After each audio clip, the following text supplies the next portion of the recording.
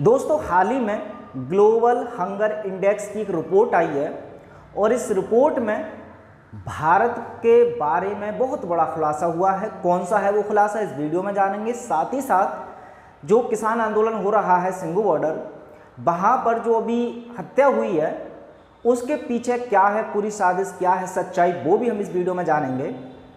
और तीसरी सबसे इम्पोर्टेंट खबर डॉक्टर बिसरू प्रसाद चौधरी सर से संबंधित है। जब डॉक्टर बीआरसी सर से पूछा गया कि क्या सर आप टीका लेंगे और अगर नहीं लेंगे तो विदेश कैसे जाएंगे, तो डॉक्टर बीआरसी सर ने क्या इसका उत्तर दिया वो भी हम इस वीडियो में जानेंगे। तीनों खबर बहुत ही इंपॉर्टेंट है, कहीं जाइएगा मत, वीडियो में बने रहना।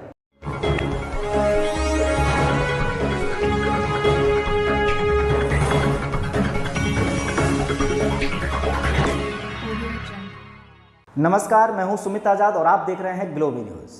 दोस्तों तीनों खबरें शुरू करने से पहले आपको बता देता हूं कि यदि वर्तमान में जो चल रहे षड्यंत्र हैं उनसे हमेशा अपडेट रहना चाहते हैं और खुद को उन षड्यंत्र से या उनके अपने परिवार को बचाना चाहते हैं तो आप आरोग्य जगत की मेंबरशिप ले सकते हैं। लिंक इस वीडियो के डिस्क्रिप्शन में आपको मिल जाएगा, फॉर्म फिल कर सकते हैं।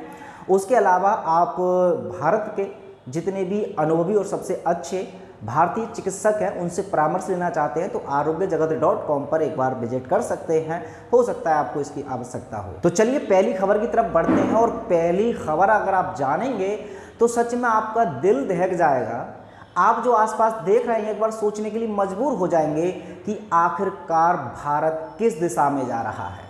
जिस मीडिया में हमारे पड़ोसी देशों का उदाहरण देकर के समझाया जाता है कि देखिए अफगानिस्तान में कितने बुरे हाल है, पाकिस्तान में कितने बुरे हाल हैं, बांग्लादेश में कितने बुरे हाल हैं, ऐसे में हमारा भारत तो बहुत अच्छी दिशा में जा रहा है, सरकार हमारी भारत को में बहुत ज़्यादा विकास कर रही है और हम सौभाग्यशाली हैं कि इस तरह की सरकार हमें मिली है कि हम चैन की सांस जी रहे हैं। लेकिन अब इनके खोखले इस झूठ का पर्दाफाश कर देती हैं अक्सर वो सर्वे या वो रिपोर्ट जो पूरे देश में कराई जाती है। अभी हाल ही में एक रिपोर्ट आई, अभी हाल ही में ग्लोबल हंगर इंडेक्स 2021 की रिपोर्ट आई है।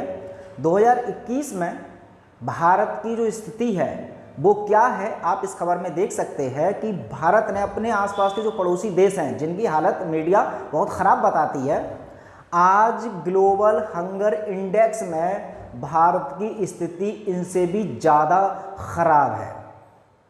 2020 में भी हालांकि पाकिस्तान से बेकार थी, अब पाकिस्तान, नेपाल और बांग्लादेश, इवन म्यांमार तक भी भारत से काफ़ी अच्छी पोजीशन पर हैं और भारत ग्लोबल हंगर इंडेक्स में बहुत ही बुरी स्थिति में है। पूरे वैश्विक स्तर पर बहुत सारे लोगों ने चिंता भी जाहिर की है। अगर मैं इसकी अपडेट की बात करूं तो 2020 में अभी जो रिपोर्ट तैयार की गई थी इसमें 116 देश थे, जिसमें भारत 2020 में 94 नंबर पर था और अब 2021 में 101 नंबर पर है।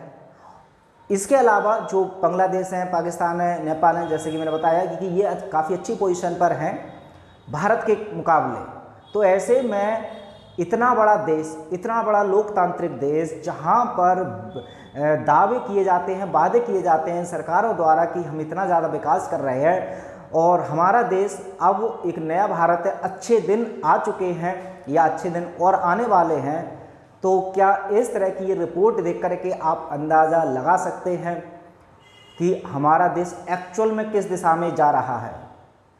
चलिए अपनी राय कमेंट बॉक्स में बताइएगा ज़रूर। दूसरी बहुत ही महत्वपूर्ण खबर पर नज़र डाल लेते हैं।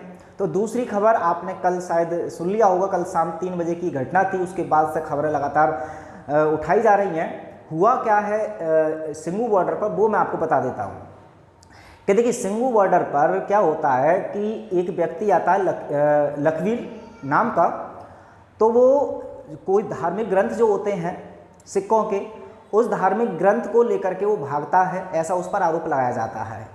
अब चूंकि ये धार्मिक आस्था को उसने ठेस पहुंचाई तो ऐसे में कुछ लोगों ने मिलकर के उसकी बहुत ज़्यादा पिटाई की। पिटाई करने तक तो ठीक था, उस पर इतनी ज़्यादा बर्बरता दिखाई गई कि उसके जो बाएं हाथ था वो काट दिया गया, पैर काट दिया गया और ये सोशल मीडिया पर वीडियो भी डाली गई।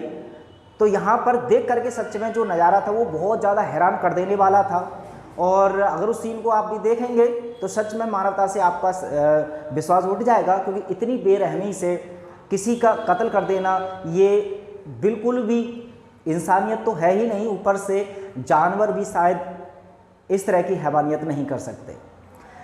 लेकिन अब इससे मुद्दा थोड़ा आगे बढ़ा कि अब जैसे ये खबर सुनी, चूँकि किसान आंदोलन के बीचों बीच हुआ, तो मीडिया को इतना तगड़ा मसाला मिल गया कि अब जो भरे बैठे थे कि किसानों को वहाँ से उठाने के लिए, किसानों को भगाने के लिए, किसान के विरोध में बोलने के लिए उनको एक बहुत बड़ा मौका मिल गया।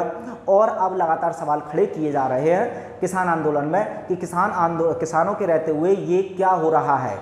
3 कानूनों की वापसी की बजाय अब ये किसान आंदोलन किस दिशा में जा रहा है, तमाम तरह की हेडलाइन न्यूज़पेपर में आपने देखा होगा छपी हुई हैं। तभी शाम को क्या हुआ कि एक निहंग सर्वजीत हैं, उन्होंने सरेंडर कर दिया। एक्चुअल में उन्होंने कहा कि मैं इसकी जान मैंने ली है और बाकी के नेता लोग इस पर राजनीति ना करें। उसके अलावा जो संयुक्त किसान मोर्चा है उसने कहा कि अभी देखिए इस घटना से हमारा कोई संबंध नहीं है, क्योंकि जब हम वहाँ पहुँचे तब तक उस आदमी की जान जा चुकी थी और ये एक्चुअल में किसी की धार्मिक आस्था का या धार्मिक मामला है, किसानों से इसका कोई मतलब नहीं है। ऐसे करके किसानों ने अपना जो पक्ष था वो रख दिया। लेकिन सवाल बार बार गोद मीडिया या जो भी स्ट्रीम मीडिया दिखाने की प्रयास कर रही थी वो इसीलिए उठा रही थी सवाल, क्योंकि ये जो घटना हुई है किसान आंदोलन के अंदर हुई है। तो किसानों के रहते इस तरह की कोई भी घटना घटती है जहाँ पर दावा किया गया था कि कोई आम आदमी या पुलिस तक भी वहाँ नहीं जा सकता, तो ऐसे में भाई वो आदमी जिसकी कत्ल हुआ है वो कैसे पहुँचा और जिसने कत्ल किया है वो लोग कौन है। तो ऐसे में कहीं ना कहीं किसानों का ही पूरी तरह से इसमें हाथ है, ऐसा मीडिया में दिखाने का प्रयास किया जा रहा। लेकिन अब पूरी सच्चाई तो हालांकि अब इसकी इन्वेस्टिगेशन या पूरी जांच के बाद ही पता चलेगा। सुप्रीम कोर्ट में ये बात पहुंच चुकी है। अब तरह तरह की बात है, कुछ लोग सोशल मीडिया पर भी अलग अलग बातें बना रहे हैं, अपने एग्जप्शन दे रहे हैं।